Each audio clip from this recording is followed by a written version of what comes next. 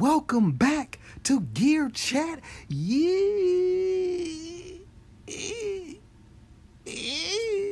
Welcome back to Gear Chat University. Ding.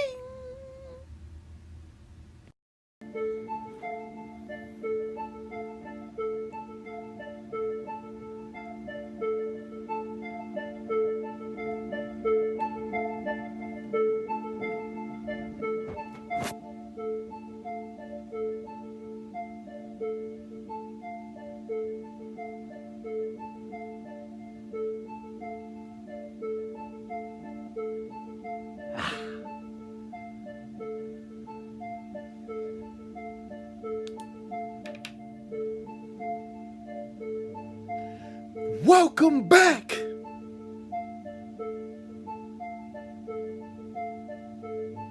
to Gear Chat.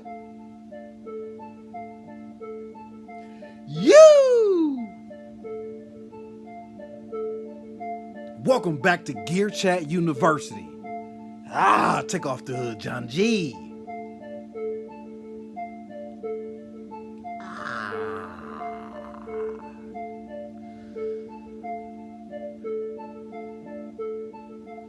Gear Chat University, and I am John G, the El Capitan. Listen, man, I want to get straight to it. It's been 2 weeks. Now, I'm sorry about that. Where do I want to start? Y'all know where I want. The hottest thing, the hottest topic in the gear world right now. There's only one thing everybody's chatting about, and that's the OP-1. Let me go ahead and just calm this down for a second. So basically, the OP-1 is on pause right now, and some of y'all just done lost y'all rabid mind. I mean, just flew the cuckoo nest. Okay, but for those of you who are, by chance, this is your first, what are we talking about, John G? Teenage Engineering has a piece of gear called the OP-1. And right now it has been paused in production. And they clearly state that it's a pause. However, some people took it as being discontinued and that they're no longer making it. And so what has happened is the price, oh my God. Like, people done lost their mind. Like, there are some, I mean, the audacity to even charge it, let alone someone bought it? Wow. So, you know, they're going for upwards of $4,000, $5,000 for the OP-1. So, let me bag up for my personal look into this window. Out of nowhere, I see a video from the Magpie. Shouts out to the Magpie. Simon Magpie. The Magpie sits down. He has his, you know, his he gives his spiel, and basically he says that, you know, OP-1 is they're not gonna make it, and that somebody, he shared a story about how someone he knew was telling him, or maybe a friend of his, that, hey, you need to get your OP-1 because they're gonna stop making it. And I guess it has something to do with the screen. The screen that they're using is a cell phone screen, or it's a screen, and the company that made the screen, I guess, no longer carries that screen. So now what do you do with the OP-1? And so this is the main reason for the delay in making more of them. So let me just run down what was going through my mind. When I first saw Simon's video, I was to the core, in my heart, I was saddened. And really saddened because knowing that I had the opportunity to get it, and kept, like, repeatedly kept going, I'll wait, because the price is just $8.99, never agreed with me. And then I saw it go to $9.99. Well, this is the wrong direction, people. So okay, so still it's like, you keep blowing it off, and like, And then boom, oh, they ain't making it no more. So my day one, I was pissed. I'm pissed because, again, knowing that I could have had one and elected or chose not to get it for whatever reason. And so day one, day two, and day three, I'm just.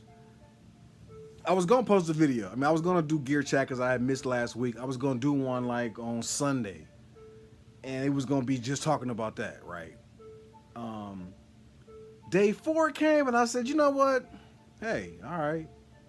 I started to come around the mountain, get over my feelings, and go, so be it. Okay, it's you know, because I'm not gonna spend what I'm hearing. I'm not definitely not doing that. I didn't agree with the original price, so I'm not gonna do that. My thought was, you know, ultimately I would say about day 5 and 6, I'm like, you know what? F it.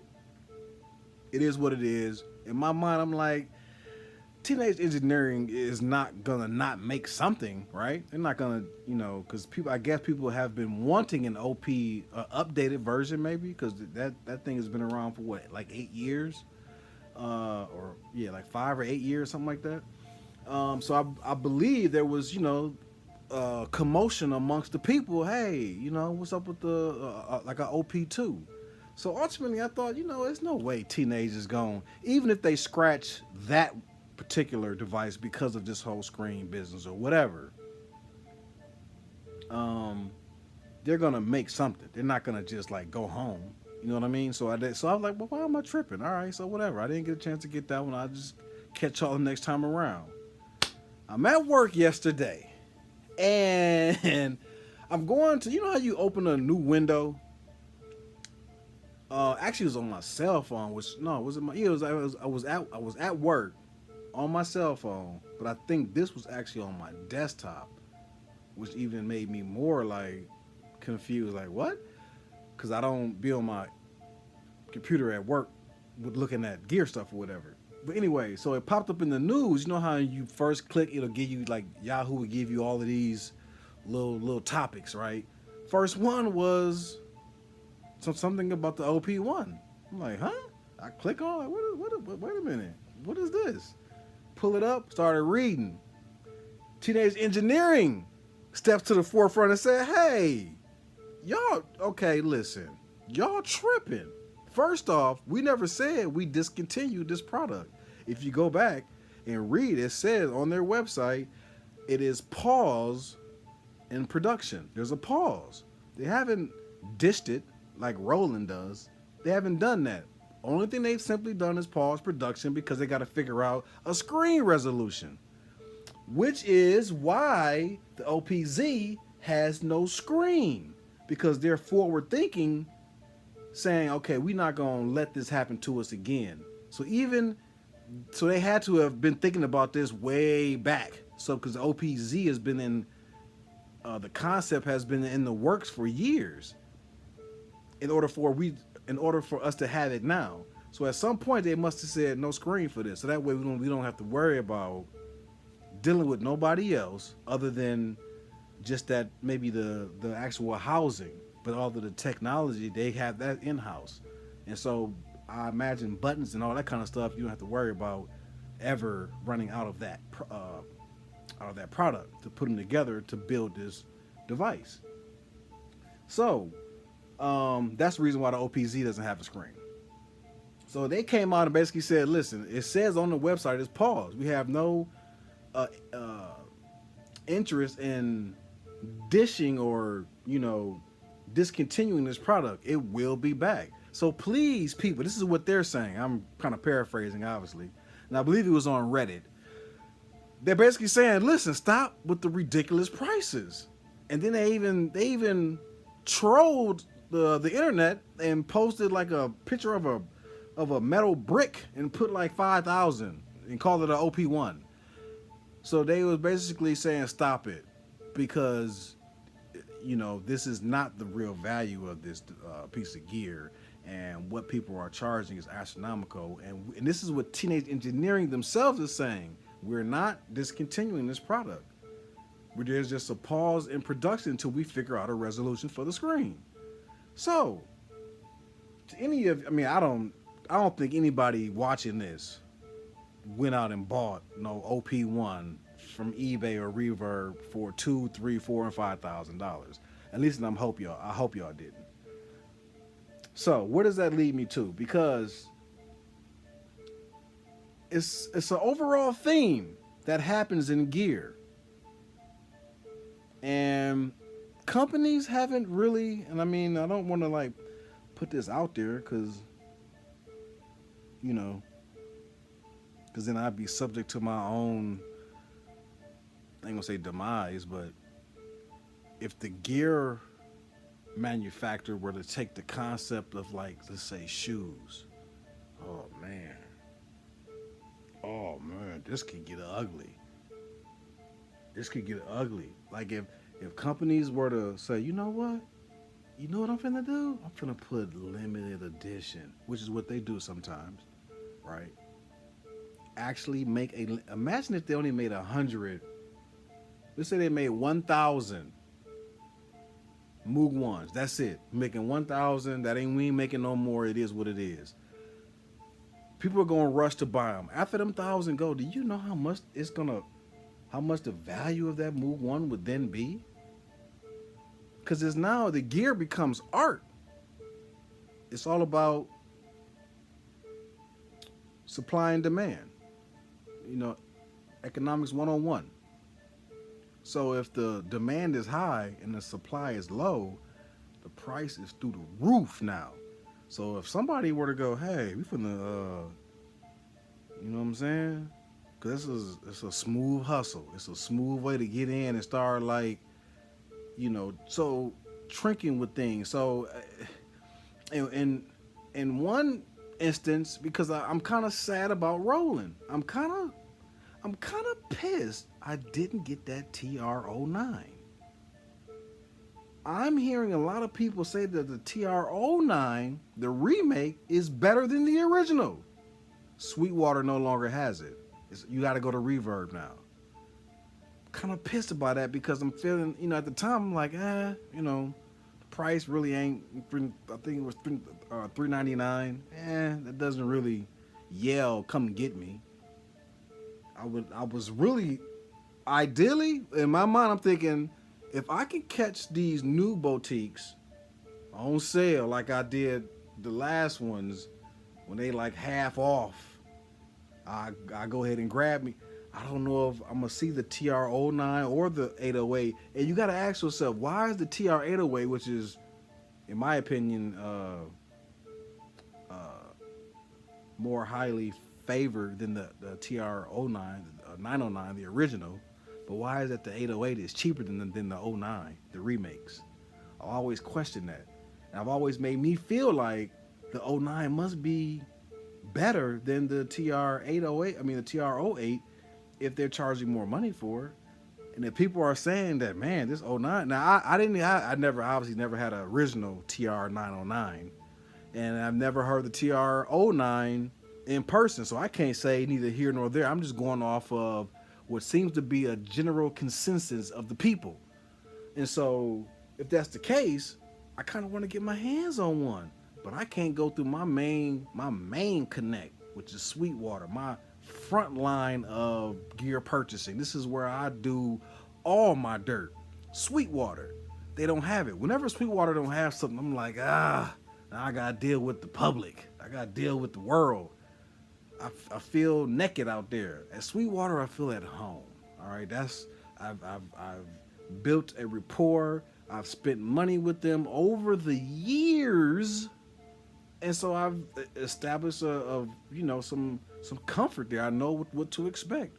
When things go bad, I know how they're gonna play out. When things always go good, they never really go bad. To me, going bad is me having to send it back because I didn't like it or it's not what I thought it was gonna be. And I've had to do that a couple times, not a lot. I can probably count on one hand how many of all the gear that I've purchased. I can count on one hand how many times I've sent something back. And one time I sent something back, which was the SP404, only to buy it again because when I bought it the first time, I just didn't understand it. Like this ain't. I'm used to a play button in the group. This is something different. But there were things about it I liked, And so I sent it. I think I said this before, but I sent it back. Ended up getting the beat thing. This was my because I had a pause in music. That's a off topic, but just to make a long story short and a short story shorter, was in music, took a break, came back. When I came back, uh, I came back like, all right, I want some gear. At the time, I had a Motif and Justine, which was the red EMX sampler. I had that, a Motif, and a Roland, my Roland. I don't even want to say the name because that's the creme de la creme for me. That was my first physical piece of gear. I don't want to go into that either. But anyways, so I had a few pieces, but I was coming back and I was like, you know what? I want to get something. And when I got the SP404, I'm like, I'm coming from a groove box world where there's a sequencer and a stop and play. The SP404 wasn't that. I'm just getting up here. I was man, but it sounds that came stock on it were amazing. The effects were amazing. There were things about it I liked, but I'm like, this ain't my answer right now. So I sent it back. Got the beat thing. The beat thing was more to what I was used to. But then I kept remembering the SP404 and what I liked about it. And so ultimately, I would say either that year or the very next year. It might have been later that year or maybe the following year. I ended up actually purchasing it again and getting it back. And now it has remained with me since then. But missed opportunity in buying gear. That's what we're talking about today. The missed opportunity. Everybody, and I feel like it's a pleasurable, discomforting feeling that we all should enjoy. You should all You should all take a slice of this pie. All right, because the only ones that aren't are the super rich or the super fortunate to always find themselves in front of that piece. Like, oh man, and then this happened, and so I had. And some people do have these stories where they had an iconic piece of gear, not directly but indirectly. I knew somebody who knew somebody, which gave me access to it, and therefore I used it, and so on and so forth. But I feel like it's really a good something about that energy because it's like I was there, I could have had it, but I didn't get it either. I couldn't afford it at the time. Whatever the case may be. Something about that ill will that is less ill than it is, more ill. Like it's really what I feel like this ill will does, the collateral damage of it, is appreciation. You then appreciate the jewels you are the Vocas jewels. If you own a Voca, you own a piece of gear iconic history. It ain't there. I already see it to be that. Like 20 years from now, they are going to be raving. Dog. Imagine if Core or when Core stopped making the Vocas. They're easily going for $300 a piece. Easy. And I think for the most part, we could all agree that there is not just hype. Like they're really, and it's because of the pricing and the size, and it was the combination of those two together. Listen, man, that the Vocas are living legends, and they're still in production. You can still get your hands on them right now, but just think in 20 years when they're no longer in production. So if you have your appreciation should be up to here. You may not have it because, whatever, you can get one used right now, $100, $120, whatever. You know what I mean? So but let Korg announce we're done making Vocas and watch how much you're gonna go. Oh, man, I got this. I'm glad I got them, because if you don't, when that door closes and you don't have it, oh yeah, you're gonna pay now to get it. Oh yeah. And it's gonna be used and all touched and fondled over. Nah, so that's what I'm saying about the collateral damage. So me having the ill will of not getting such and such makes me then appreciate everything that I am able to get hold and possess, because you're only going to be able to have it for so long before you dead and gone. So, and that goes to anybody. I don't care what piece of gear you buy. And for those of you like Luke Cage, your son is into music. I think Abner Schaffner, I believe. I think your son is into music. Somebody, for any of you guys have children that are into music the way you are, that gear could maybe stay in the family legacy or the family name a little longer. But ultimately, I mean, you're only gonna have so much time with this gear, so you might as well have as much fun as humanly possible. Like, your belly should be full. You shouldn't be, room. You should be full. Like, man, I am full of fun with all my gear. And I'm not saying that I'm talking to myself right now, but I'm just saying, like, ideally you're supposed to be ecstatic about what you do have, unless it's the Roland VT3 or something like that. Then I'll say, I'm always hating on my VT3, but it's mine though. It's mine, so I can hate on it. But yeah, man, missed gear opportunities. I think what happens is there's a little bit of ill will that comes from that, but the collateral damage or the after effect of that ill will is appreciation. You then appreciate what you are able to get your hands on. So this is what the whole gear chat is about. Let me know in the comments what it is that you missed out on and that, you had an opportunity to get, and the boat has passed and now you out in the wind wishing that you didn't do that. Not to mention, it then makes a subculture of the repurpose or secondhand gear buying. That becomes a subculture within the gear culture. So,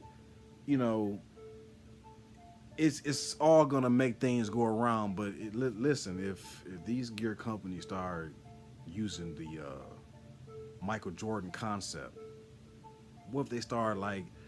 What if Roland would have remade it, but only made a couple of them? And then next year they come out with the remake and just flip the colors on it and tweak it just a little bit. You always got to do a little tweak so that they are all different. So if you do collect them all, you could turn them on and go, nah, man, listen, they're not, it's not like identical the same, just a different casing, but they all got like these little nuances that are different from one or the other. If companies start doing that, and start going down that lane, because I think it's more than one way to attack from the business side of it. What Behringer is doing, the way I see it, is taking the same concept that Samsung has used to win and the same concept that Huawei has used to win. What's that concept, John G? The concept is this: I'm going to offer a low-end product, a middle-end product, and then a high-end product.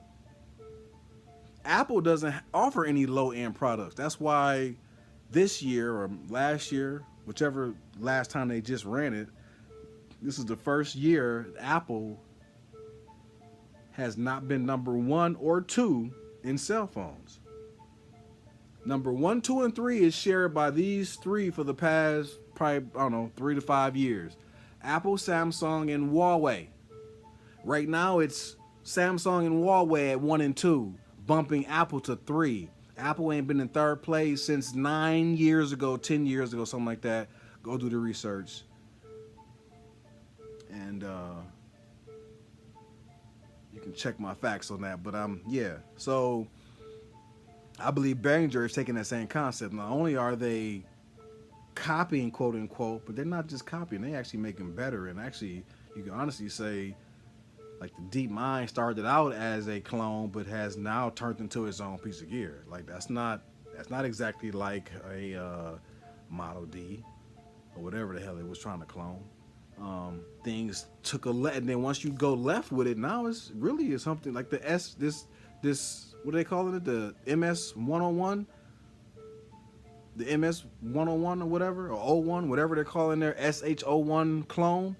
They did a tweak on it, and that tweak has really, you could really call it something else. It's really not a clone anymore. It has a lot of the features and sounds of the original, but with this new tweak, it's now something different that the original can't do. So you really could have called it something totally different. Well, I mean, it's not the SHO1. They did call it MS, so the name is slightly different. But yeah, bottom line, this thing, I just feel like Behringer is taking that model where they're going to attack it from all three levels and offer something for everybody. So imagine if a gear company were to take that concept, like I say, there's more than one way to attack this. So if you come in this and start going, you know what, let me do this gear, dress it up this way, make a limited number, throw it out there, and then in 2 years, I'll just do the same thing. Make the same device, tweak it a little bit, different casing, colorings, throw it back out there. A couple years later, same thing, throw it back out there. No more than what Korg has done with the new Electribes. They gave us 2 gray boxes and then decide, you know what, that looks stock. Let's throw some paint on it. And now you can't get the gray ones no more. Now they got the blue and the red, which is the original blue and red concept that they had with the metal boxes.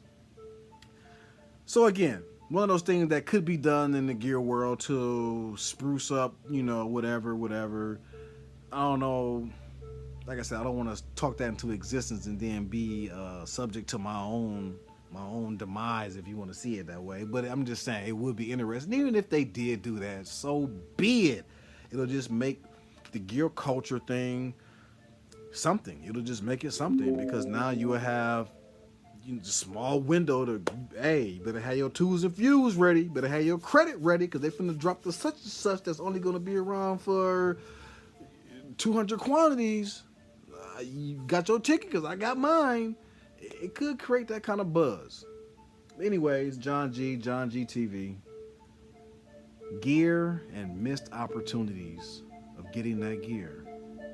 It leaves a little sour taste in your mouth. But once that sour taste has matured, it starts to taste like appreciation. You start to appreciate John G TV, and of course, the hood.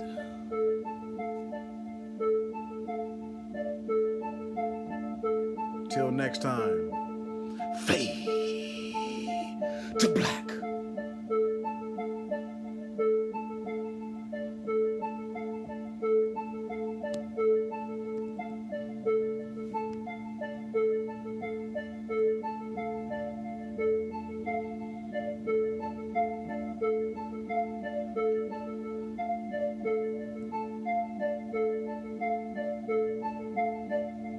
John G, I'm out.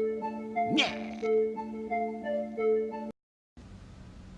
Yeah, you see John G